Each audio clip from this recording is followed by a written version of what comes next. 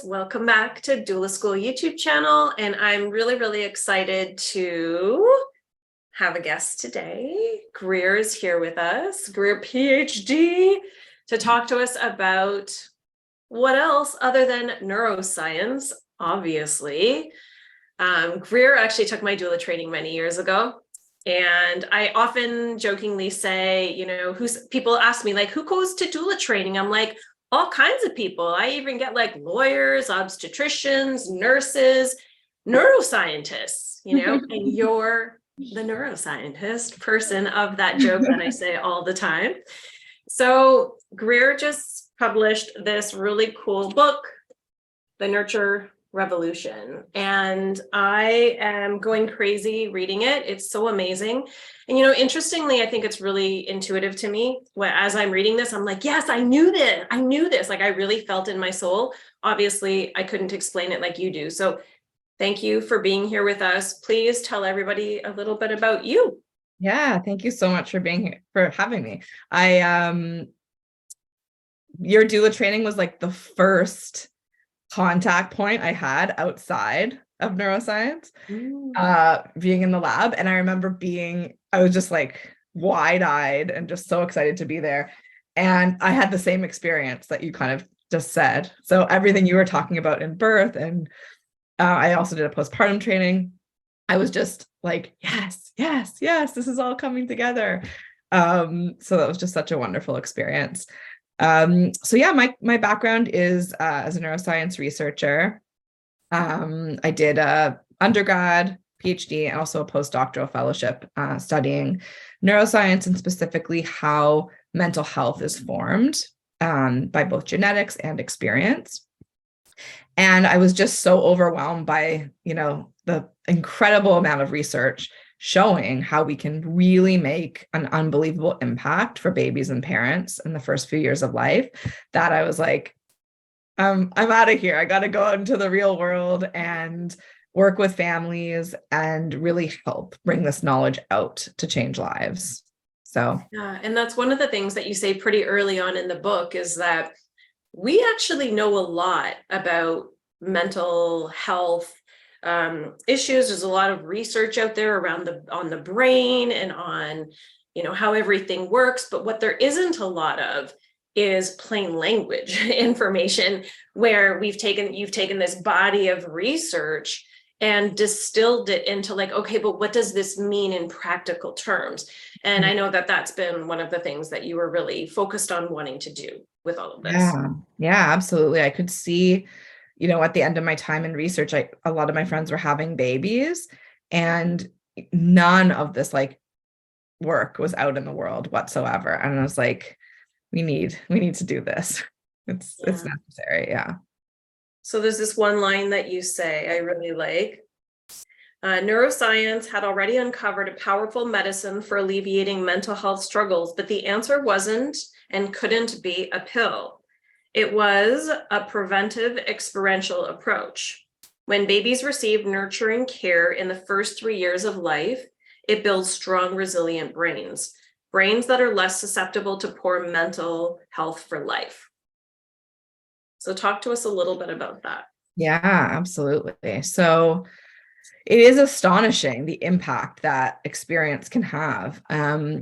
One of the biggest messages from the research teaches us that the emotional brain, so parts of our stress system that are involved in our emotions, our neurotransmitter systems that are involved in mental health, even our gut health that supports our mental health, which is a newer area of research, all of these systems are incredibly flexible and built by experience. We say from conception to about age 3. And so it's just this beautiful opportunity, like kind of, I say like, it's like a season of this unbelievable growth, where those emotional systems are sort of the, what I say, they're like, it's like the prime time for them to be growing. And so when we do give babies nurturing experience and parents nurturing experience, they're all part of it. And that's like the biggest job of doulas. And just, it's incredible what doulas do to impact this. We're really building something that will last forever in a baby's brain and really support them, like I say, in every moment of their life. We need mental health for our relationships, our relationship with ourselves, our school, our work, like every single minute of a baby's life ends up being gifted by this nurturing experience in infancy. Yeah. And you talk about like, how did we get where we are today, of these sort of this narrative that, we can hold a baby too much. We can, soothe the baby too much. We can create these bad habits in babies. And we can, that babies could be fed on a schedule. Like you talk so much about all of these myths, that we've come to believe, which, you discuss how came from like, industrial revolution, and like our systems, our societal systems were set up to create really great worker bees and, working, a big working class. Well, if they were really nurturing, doing a high nurture environment with their children, that would be pretty tough for them to be a really great employee, which is super messed up, right? It's obviously super messed up as a society that we allowed that to happen. But what, of course, has happened, and, when I think every generation, I look back from my grandparents' generations that I've heard stories and I know, well, Yeah. My mother-in-law and father-in-law, who grew up very, very poor in Scotland, I hear some of the stories, and I mean, we're not talking low nurture, we're talking like no nurture, really, really, really difficult upbringings. And the next generation after that, a little bit better and a little bit better and a little bit better. And I think we're trying to crawl out of it. And as doula, a lot of my clients are saying, it feels wrong to me to not pick up my baby when it's crying.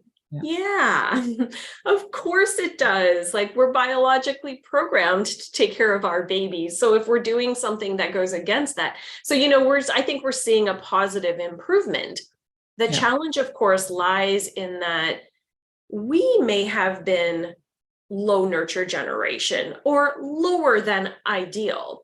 Yeah. And that makes it a little tougher for us to instinctively know how to do that for our babies as well, right? So talk to us a little bit about that. Yeah, it's such a great point. I always return to that, right? We're the product of, lots of intergenerational trauma, lots of low nurturing. And a lot of people who have babies right now, we are identifying as like cycle breakers and, cycle starters of new nurturing ways. And that should come with like realistic expectations. Right. And so some people are like, there's no way I'm going to be able to change all the things that, I experienced and that have been in my family. And I'm like, of course not. Right. Like we need to like know that we can do our best. Any amount of nurturing we're doing with our babies is, has a huge impact on them. And it's, taken many generations to get to this point of low nurturing. It's going to take just as many generations, to get back onto a more nurturing path for many, right? And this generation's also really unique in that the past 30 years have been just an absolute, like, what's the right word? It's just been like an explosion of research and information, right? We've had the genetic revolution, we've had a neuroscience revolution, lots of social revolutions happening as well. And this generation is the one that is the first ever to have this information too, right? So yeah, we need to know that, and be gentle with ourselves as we're going through it, because we're like a pioneer from in most of our families, right? We're the first one to, have any, sometimes have any amount of nurturing, like you mentioned, right? So yeah, knowing that it's not going to be, easy necessarily. It hasn't been easy for me. It hasn't been easy for many of the people that I've worked with, but knowing that doing our best is a lot. It is revolutionary.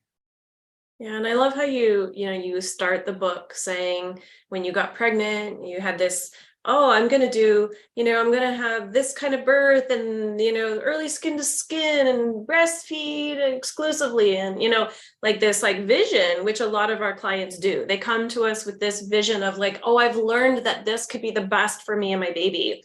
And then life happened to you. Yeah. And things took a little bit of a different path and a different journey.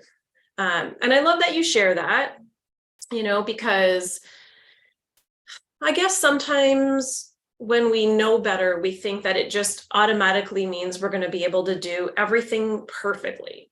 Yeah. And that's just not life, right? That's just not life in general.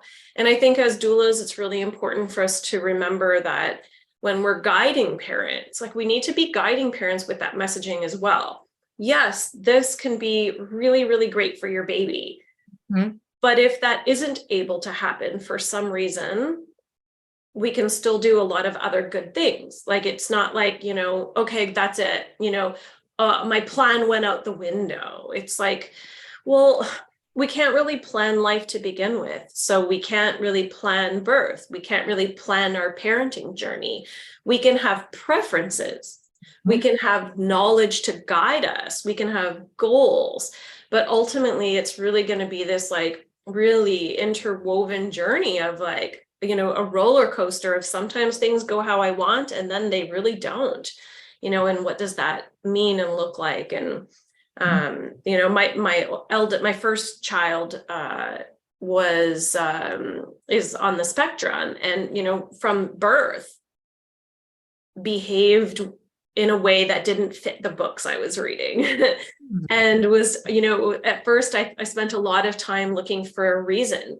But, why isn't this parenting technique working? Why isn't my child behaving the way it says that children behave, Yeah. And then at the end of the day, sometimes you're just like, does that really matter? I just need to do the best I can with where I'm at and what the skills and the tools that I have for me right now, So I Yeah. love that you talk about that as well. Yeah, for sure. I think that's such a great message for, all of this work, right? Is like, there isn't going to be like a moment or an issue that's going to define your birth or the infancy, any of it. It's like, it's a long period of time, like conception to age 3, if we're going to talk about like the influence in those years.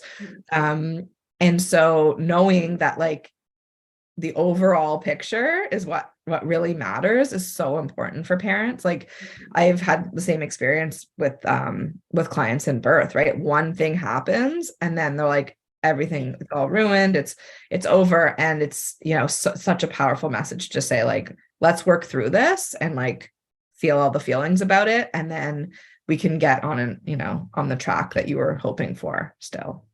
Exactly. Yeah. So I want to go through some of the myths. You have 30 myths that you boom, right in the introduction of your book. Boom. Here's 30 myths. Yeah. I love that because I actually feel this could really be like a bit of a doula Bible in helping people, helping our clients to dispel a lot of those myths that are actually often being projected on them by the generation before them. So it's often the grandmas and the grandpas that are saying like, oh, you shouldn't do that, or you can't do that, or whatever. And, I think it's really, really important for us as doulas to say like, hey, that was something that was believed at that time when your parents were having babies, but actually now we know differently. And we know now the impact of nurturing on a baby's brain development, right? So bottom line, there are things we can do that improve your baby's brain development. So this is one that I think is really interesting. Infants don't remember anything. So experience in infancy doesn't really matter. Yes, such an important myth, right? You hear this all the time. And it's really a big misunderstanding of memory, right? So we do know we don't remember our diaper changes. We don't remember probably our first step or our first bite of food. Babies now have all these videos and stuff. So it's another interesting thing. Yeah. I think puts a different spin on it, but we don't, right? We don't remember those what we call autobiographical memories from infancy, right? And that's kind of how we think about memory. Like, oh yeah, they don't remember it, so that's okay. But really the brain does remember, right? It goes back to this emotional brain development. And so the definition of a memory for the brain is an event that changes connections in the brain that remain there, right? It's a record. So an experience or an event that leaves a record in the brain. And so implicit memory is another form of memory that we're typically not as familiar with. So implicit memory are memories that aren't autobiographical, like, oh, I remember when I took my first bite of food, but they're memories that shape, really fundamental structures in our brain. And so the emotional brain is rapidly being formed in infancy. So the infant brain is making 1 million connections per second during 0 to 3, which is absolutely mind-blowing. And that was just recently updated. The number used to be 700 to 1,000 connections per second, and that was pretty incredible. But now it's, up to 1 million. So it's just this dynamic, rapidly forming, organ, this phenomenal structure.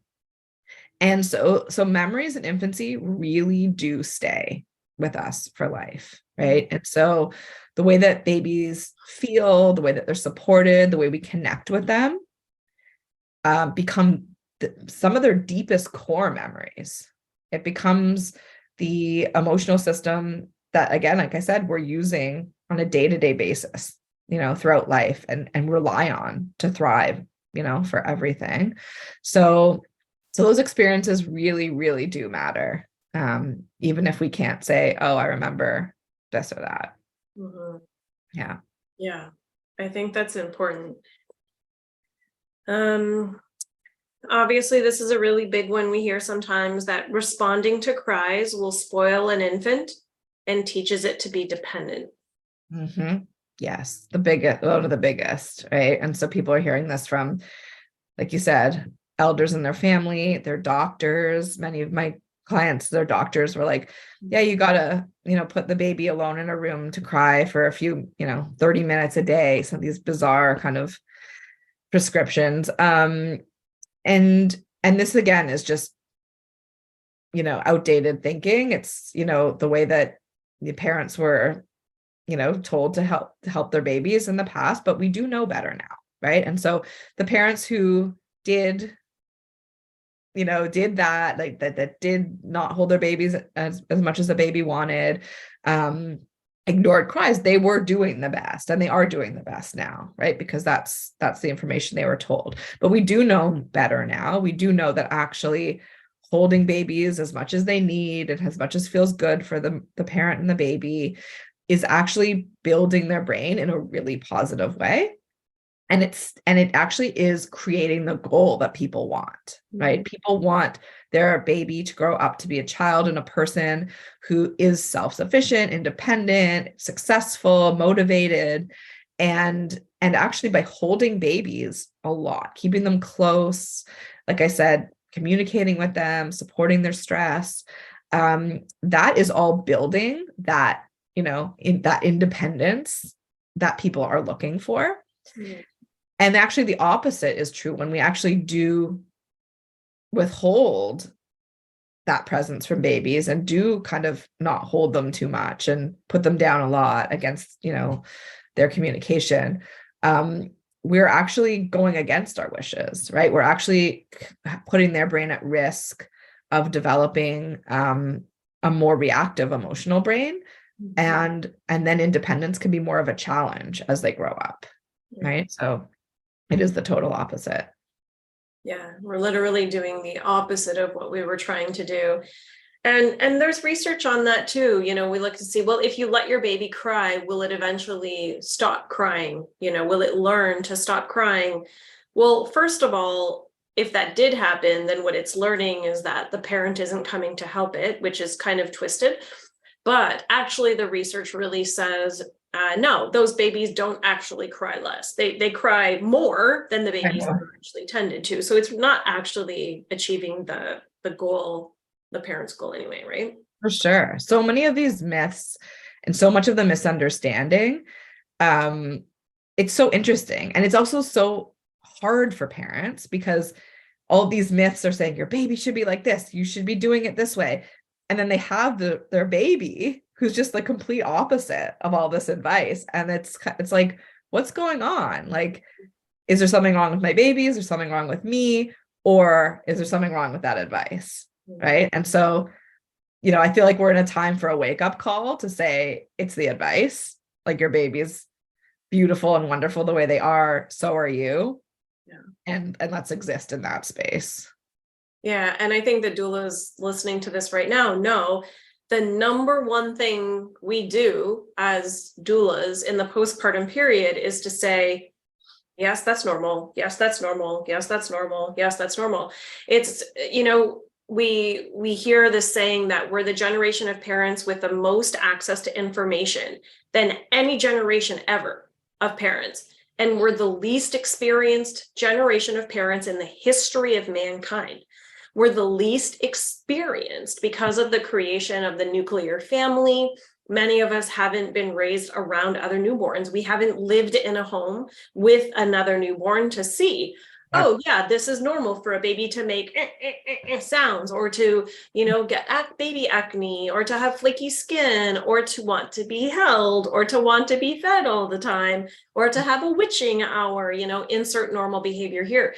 And the most of what we're doing is normalizing normal behavior, but that people are pathologizing, right? People are saying like, well, this can't be right. Why would my baby be making those weird sounds when it's sleeping? Why is my baby moving and grunting? Why is my baby, needing to be held all the time? I'm like, because that is actually what newborns do. Like, those are normal newborn behaviors. Mm-hmm. And we need to bring that back. We need to bring that knowledge back. Yes. Because when people are thinking that it's wrong, like what you're discussing, when people think, oh, there's something wrong with me, or there's something wrong with my baby or my parenting skills or something, then it has us just seeing problems, and then we're not responding in this normal, nurturing, intuitive kind of way, right? Completely. I always recommend having a nurturing person in your home when you have a baby, right? And postpartum doulas are just, the best at that. And if people can't access a postpartum doula, like, I just tell them, like, think of or if they could only have them for a short amount of time, I'm like, think of the most nurturing person in your life. Is it someone in your family, a friend, a model, right? Like, we need to see others, right? Hang out with other nurturing parents, around you. Because also, like, reading it in a book is not the same as like having someone in your home who's, showing you the ways, right? That's how we're, I've always learned these kinds of things. Yeah, exactly. I love this one too, that you threw in there. Having a baby impairs your brain function. So this kind of idea of, oh, my baby brain, right? Mm-hmm. Yes, such a big one. I think so many parents are really relieved to know that their brains actually are changing, right? Because some people are like, oh, I'm just, impaired, right? Like, I can't do the things I used to do. I can't think the way I used to think. And there's a reason for that, right? The parent brain, both mothers and fathers and partners and anyone who spends a lot of time around a baby. So this is actually very applicable to doulas. We're sort of like allo parents. Yeah. Our brains change spending lots of time around a baby too, really dramatically. So yeah, for parents, it starts in pregnancy. For fathers and partners, or parents by surrogacy or adoption, it would start, in the first few months after a baby's born. And our brains massively rearrange. So we gain skills for hearing our baby. Our auditory cortex changes, so we can hear our baby better. We have enhanced empathy, the ability to understand and respond to our babies. We have enhanced threat detection. right? Our amygdala, our fear center kind of changes so that we are anticipating any sort of threats that could, happen to our baby. And also we have an enhanced change in feelings of like motivation and reward and in calm by interacting with our baby. So all of these drives are like extremely emotional and sensory. Those are starting to take up a lot more energy in our brain. And so some of our kind of more cognitive functions like word recall, you go into, can't remember a word, or you go into a room and you're like, why am I here? These things kind of come up because your brain's using way more resources towards these more, emotional and sensory processes. Most of us grow up with like our motor systems and our cognitive systems as like the default. Like we're using those a lot to like do and do and do and produce and produce and produce. Babies kind of challenge us to use these other systems, and they kind of need these other systems. So yes, the brain changes are real, and they also really support us to be nurturing to our babies. Exactly. That's not the time in our lives where we're really meant to be doing, I don't know, complex Excel spreadsheets or whatever, right?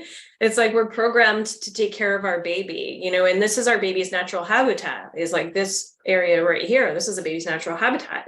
There's no mammal that puts their baby to sleep one place and then says, okay, I'll see you in the morning, peace, They keep them in their natural habitat, which is right near them and against them. And I know you talk a lot about, your book goes into talking about feeding babies and nurturing through feeding, sleeping, and how do we sleep with our babies, and, nurturing through sleeping.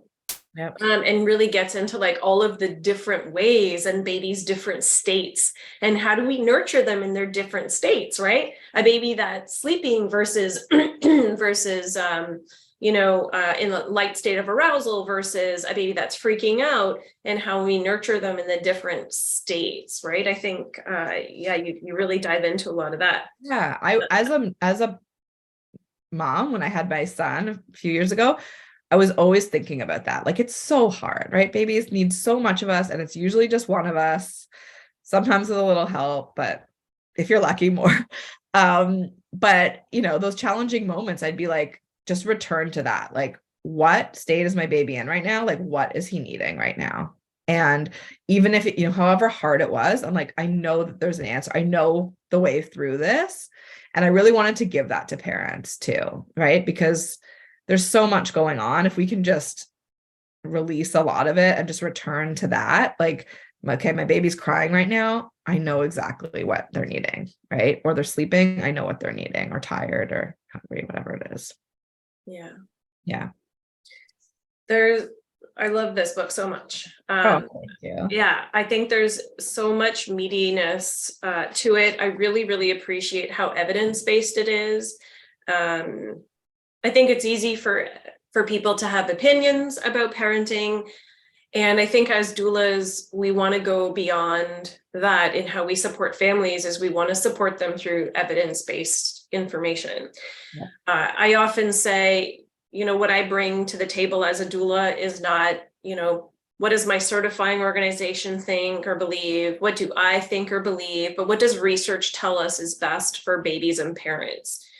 And I'm going to share that information, and my clients can make whatever decisions they want, and I'm going to support them because, it's not my baby, right? It's not my experience.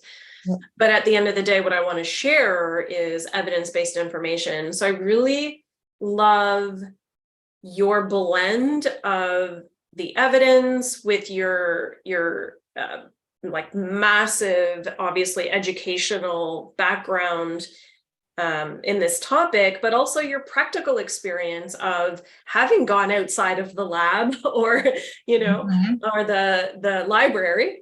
Yep. And to understand, well, what does it look like in practicality? If I'm actually a doula supporting a family and the parent says, I really want to do skin to skin for the first hour because I know it's really important for my baby. Like, okay, but how does that actually translate into real life experience, right? And what does that look like? And what are some of the challenges sometimes with some of those goals that people might have, right? Either from the system or just from, to be honest, sometimes just the practicality of birth, like someone's getting suturing Yeah. and they want to hold their baby, but they're like not having a fun time down there. Like, what's the practicality of that too, right? Yeah. So I really appreciate that you're bringing together all of these different worlds, and that what you've created is actually a book that's really, really easy to read. So this is a book, I've been doing this work for 20 years, and I can read a study decently well, but I didn't get into this work because that interests me that much to read like the really scientific kind of studies. I just like, just tell me what I need to know, right? So I think you've done a really, really amazing job of that. Oh, wonderful. That was my goal. Yeah. Yeah. I really wanted to bring it to doulas, hopefully doctors, hopefully all the people that are influencing parents. Yeah. And just to kind of wrap up, I think one of the most important things that you've done is, and myth number 30, you have to have all of your inner work sorted out before becoming a parent. Well, we're never going to have all of our inner work sorted out. So, right? No. So you have an entire section in your book about how can we support our babies in a high nurture environment if maybe we didn't come from a high nurture environment and maybe our own nervous system is a bit dysregulated. Yeah, I love this part. And this part is such good, like a good reference for doulas as well, because I think so much of that work we're doing supporting, the mother and family in those early days is kind of giving them some of the most important tools to be a parent, right? Both the nurturing, the baby care, but that huge part is that last chapter is like helping them take care of themselves and take care of their nervous system, learn how to regulate and be self-aware. It's the biggest, I find like the biggest thing I would, have wished for myself to have had support with, and for parents to have support with, because like I said, it's challenging. Babies are hard, right? They're really hard. They kind of can trigger some of those experiences we might have had as babies. They can trigger, people always say having a baby brings up all of the, their inner triggers, their hardest experiences. It really holds up a mirror to that. And so that last chapter is helping parents kind of come back to taking care of themselves. I call it kind of taking care of their inner baby, because their inner baby kind of needs taking care of in those really vulnerable times. So it provides lots of ways that parents can kind of take care of themselves on a larger scale, like meeting their needs, especially their basic needs, and also provides tools to help parents regulate themselves in the moments that are really, really difficult. Yeah. So at minimum, I would hope parents could learn just doing some belly breathing, closing their eyes and doing some breathing, or even some active, movement to try to regulate their nervous system. I love to leave parents with just a couple tools for regulation, so that,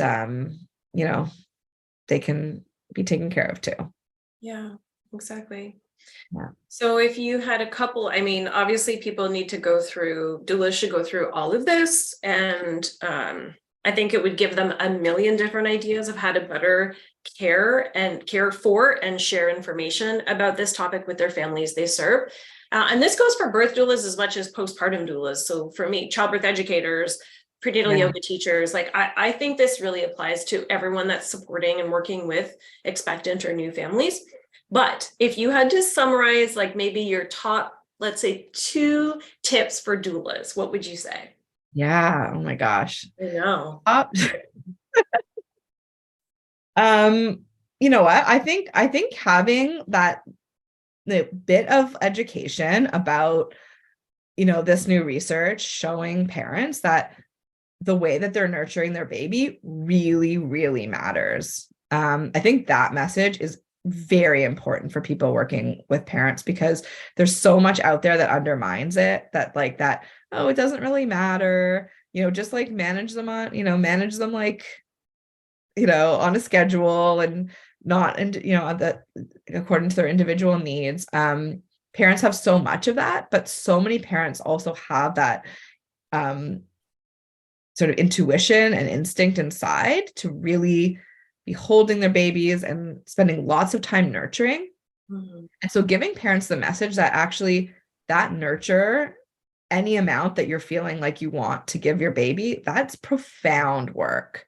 It looks like nothing on the outside, but it is doing tremendous amount of work building your baby's brain, and be so proud of that. That's one huge take home for parents. And I think the other part is maybe more focused on the parent. Like, you're really vulnerable in these first 3 years too. Your brain's changing too. And parents also have this amazing opportunity to do a lot of healing of their emotional systems in pregnancy and birth and postpartum. So helping parents understand that as well. When you nurture your baby, when you spend time in connection with your baby, you're also doing massive work to bring yourself healing. So yeah, I do wish every family knew those two things. No, it's beautiful. Thank Yeah. you. Thanks for sharing so much with us today. If people want to learn more about you or the programs you offer, please share anything you'd like to share with the audience. Yeah, thank you so much for having me, Stephanie. It was so wonderful to see you. People can find me on Instagram. My account is Nurture Neuroscience Parenting. And my website is nurture-neuroscience.com. Cool. Amazing. Any kind of programs you have available that would be great for birth workers in particular? Yeah, I'm coming out with a course that covers a lot of the topics in my book. That will be released on June 30th for the first time, and I'm going to continue to release it. So yes, look out for that. It's going to be, I think I'm going to start offering it next week. Amazing. Okay, great timing then. Perfect. Great timing. Yeah. Well, thank you again so much for being here. Really appreciate having you. Thanks, Stephanie.